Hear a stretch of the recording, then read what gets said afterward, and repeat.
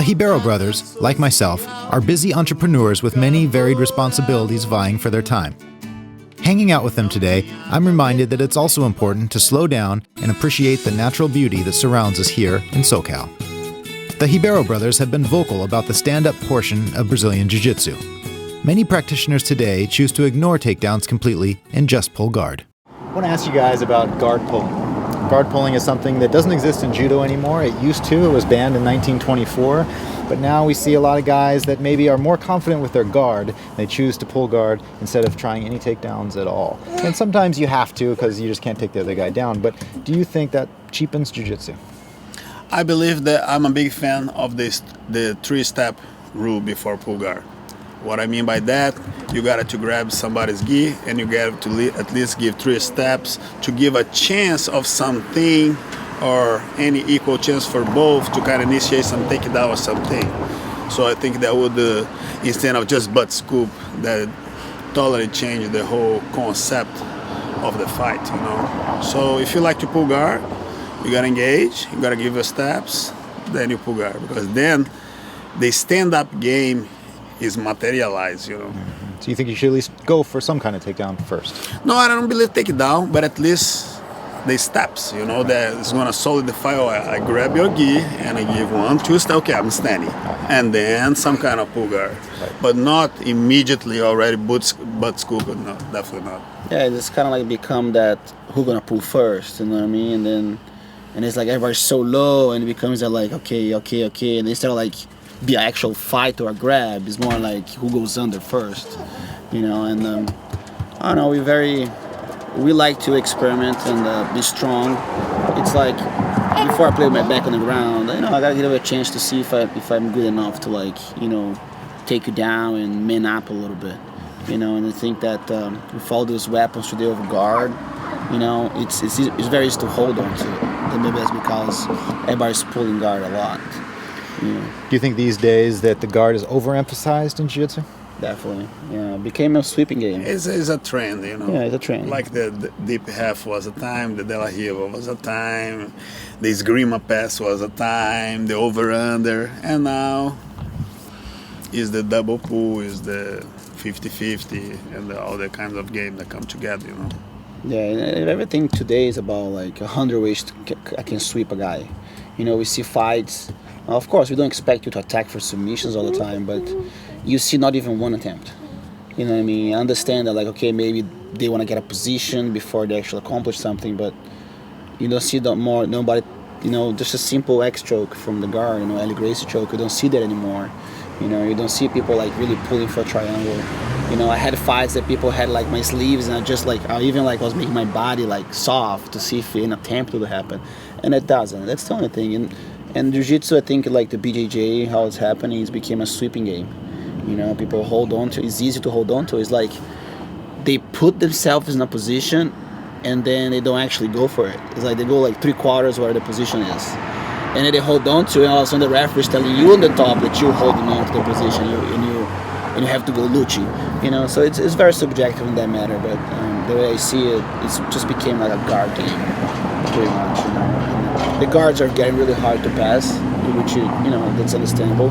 But I think if you don't try to do everything that's possible, you make him a little, you know, less effective than would be in a real situation.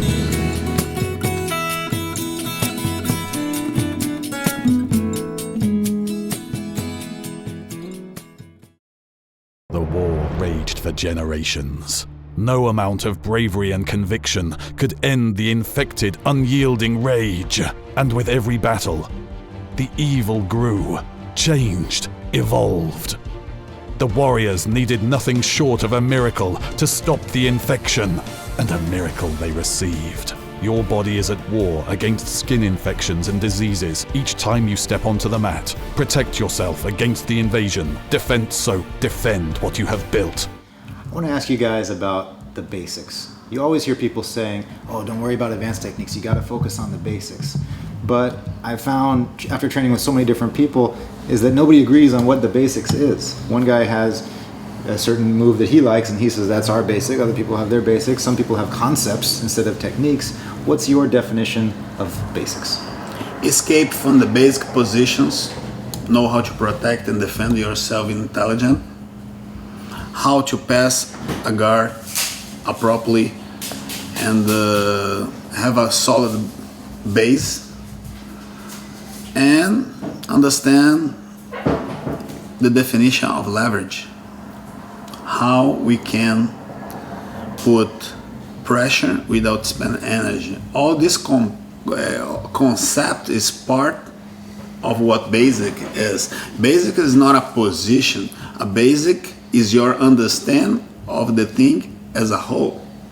Is all the pieces that you put together and set your toolbox, and each one you're gonna need as you go, and that's basic. Advanced is all the recreation and natural ability that each one developed from each game. That is 10 times ways of give a triangle, but that is one that all white belts should know. Grab the collar, grab the sleeve, kick the bicep, get the triangle. That's the definition of basic. Is the universal language. What we go to Alaska, the guy gonna know what a basic triangle is. Whatever you put and you add becomes advanced, becomes a fingerprint of somebody, and go from that. Yeah, like we said, it's more of a concept. You know, for example, our students, we really say that basic is your ability to survive, is the ability to understand the danger, to throw like a basic submission, posture, be able to open a guard, be able to defend yourself in situations. You see a lot of guys in competition, they're very great when they are in the attacking mode, when they are the bully. You know, and they're strong. You can see all this fancy stuff going on. Like I said, the advanced stuff, it's more of a natural ability than the actual advanced technique. So it's really hard to make the technique. Okay, you cannot learn this because you're advanced. So well, maybe you have a special ability that will allow you to understand that. So we see a lot of competitions, guys. They're so good when they're in the prime, in what they're good at. Once they're out of that environment, they just give up. You know, they just get past, they get that mountain. I see it's so clear in competition. Once you're good, you're in your top position, you will be able to, okay, this guy understands what he's doing. Once he's in a position that he's not comfortable with, and then we know that his basic is not strong because he wasn't able to survive, he wasn't able to understand where the danger was coming from and be able to escape from a position, easily and without effort. That's what we want with leverage and understanding of everything. So, like I said, it's really hard to point the finger and say this is basic or that technique is basic. That's a couple of things like how to throw a choke, to understand the choke, or how to real make a choke, how to open the guard. Yeah, there are things like this that you can't not say that's very basic, but in general is a concept behind of the understanding of Jiu-Jitsu.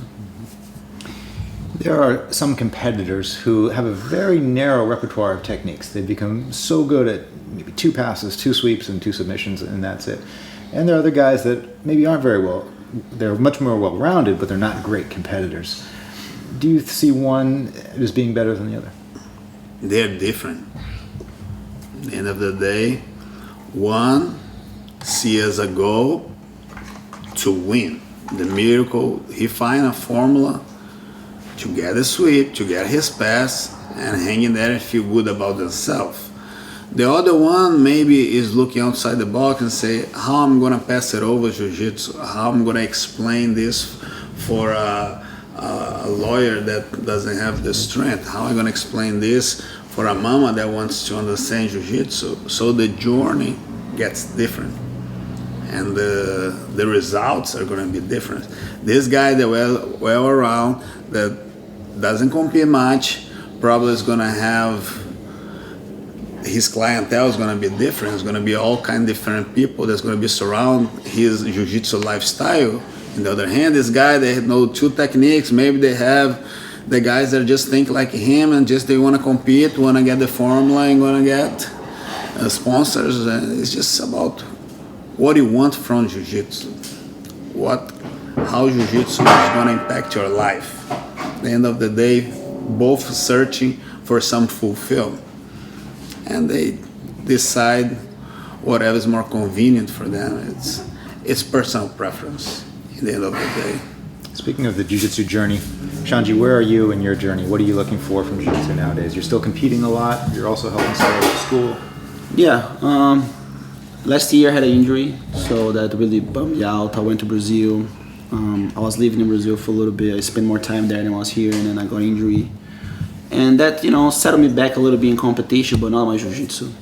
And, I have decided to kind of pick the competition that I want to do, and that actually made my jiu-jitsu a little happier, because I don't have to, when I train now, my mindset is not even like, okay, I'm going to get a sweep or maybe strategize my jiu-jitsu. So now I don't need to strategize. I just play, and like we train today. I'm okay. Let me see. I like to feel people, like put myself in bad positions, because in competition, if you go back into the books, like me and Saulo, like you probably never see our guard being passed. You never seen us be mounted or things like that. And in training, that's what we do. And I keep that mentality for me. But this year, for me, it's a very special year. The 20 years of our legacy since Saulo got his black belt, and Ribeiro Jiu-Jitsu is turning 20 years. And for me, that I'm healthier now and a little bit more mature, in a point of my life that I feel very comfortable with anything. It's coming back to the jungle, man. That's the year, to come back. ADCC is in Manaus. I'm really looking forward for that. And of course, we have challenges, metamorphoses, and probably the War Masters is one thing that we always like to compete together as a team, because it's just a big party. And for me, training with Saulo every week and taking classes and being a student, for me is amazing. To be able to share that with my guys and have me back here in San Diego with them, and they just feel good about it. Because I like to be around, I like to be in the academy, I like to train, I like to let them pass my guard, see if I can escape, and things like that. And Jiu-Jitsu has always been fun, and I'm kind of like, back into that mode that I'm happy, and more flexible. My injuries are healed, and it's just greatness. There's nothing that I can really think about. And for me, and of course, bring Ribeiro Jiu-Jitsu to the world and give the right, mentality to people and try to teach them the best way possible that we find, because sometimes, because Jiu-Jitsu is simple for us so much that sometimes it's hard for us to be in the white belt shoes that sometimes some people don't understand as fast, as easy as we do. So for me, it's always a challenge to teach. I teach so many seminars. There's one thing that I really love to do is go around. Like last year, I went to Tahiti, to Jordan, to Romania, Ireland, Brazil, all over Brazil. So for me, that experience to be able to touch people through Jiu-Jitsu and teach them, our way to see things, for me is amazing. And just making so many friends. So for me, Jiu-Jitsu, I'm always, in the point of my life, I'm always happy for Jiu-Jitsu. So when I was injured, I was a little bit bummed out, because I was really expecting a lot from the Worlds and be able to go there and compete with Pena, even Felipe in the Nationals. Were supposed to do the final. That was for sure was going to be an amazing match. Didn't happen. But, it's a new year, and, everything is in place, everything was supposed to be, and then I can't wait until I can step up again and throw a show for you guys. Saulo, what are your plans for 2015? Man, 2015 is going to be a great year. 20 years of Ribeiro Jiu-Jitsu, 20 years since I got my black belt, since I decided to devote my life to Jiu-Jitsu, and 20 years later, the impact, the influence in people's life, over 46 affiliates, 3,000 students all over the world in the 5 continents. It just send a big message to the world, that these two brothers that Hall of Fame come from the jungle, from the Amazon, come up in time and really make an impact, really influence people's life, and the most decorated brothers in the sport, and it's just so much to be thankful.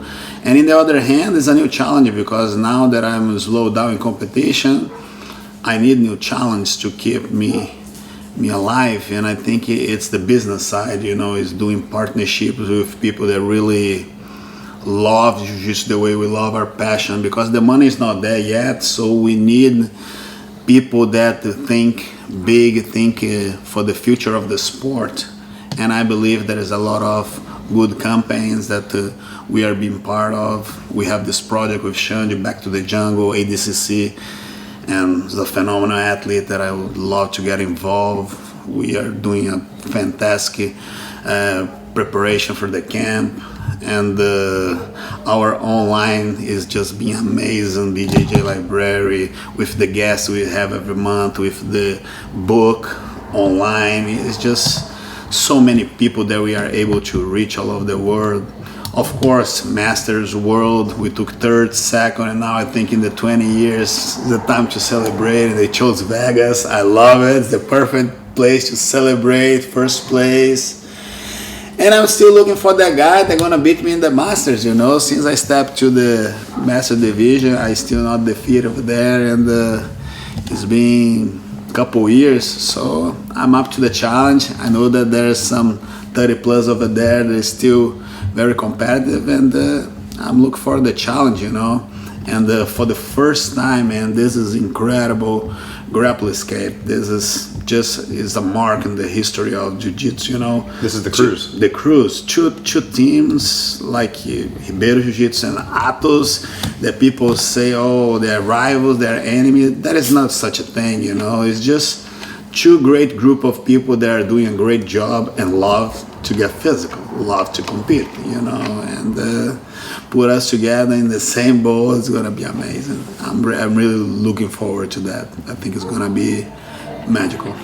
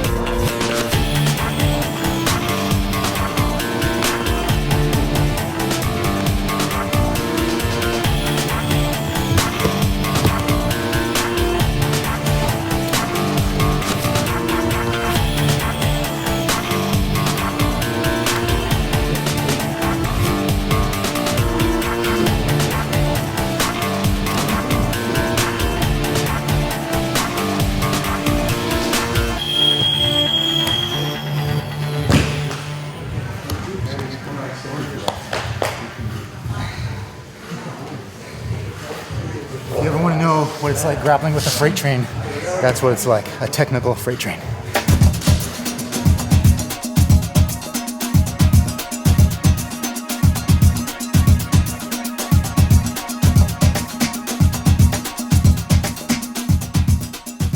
Two Hall of Fames, you know, first brothers to be included in that kind of league, and so it's so much to be thankful and accomplished that we are. That now that I'm kind of sit back and start to see the magnitude of everything that we did, I start.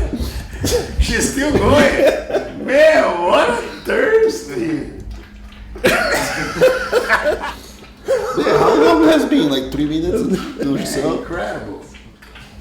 Oxê, porra, sacanagem, cara. Caraca, tá baleia agora.